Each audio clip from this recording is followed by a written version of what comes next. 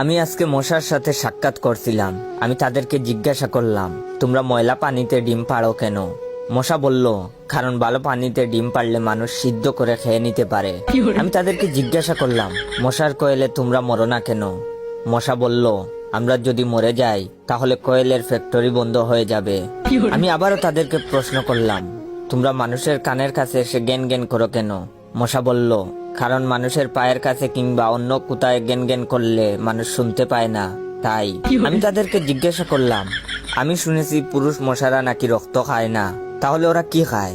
মশা বলল, পুরুষ মশারা শুধু বউয়ের বোকা খায়। আমি বললাম, মশারা কামড়ালে মানুষের ডেঙ্গু হয় কেন? মশা বলল, মশারা কি শুধু মানুষের রক্ত নিয়েই যাবে, ওদের কিছু দিবে না। মশারা এত স্বার্থপর নয়, তাই মানুষকে ডেঙ্গু উপহার দিয়ে যায়। মশার সাথে সাক্ষাৎ করার পর আমি মশার উপর রিসার্চ করলাম।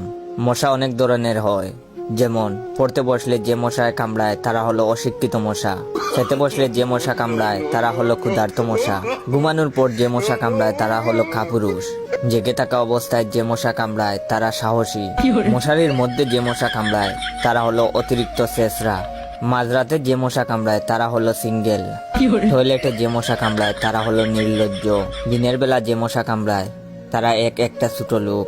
আমার এই ভিডিওটা দেখার সময় আপনাদের যেই মশাগুলো কামড়াইতেছে ওইগুলো হলো প্রতিবাদী মশা।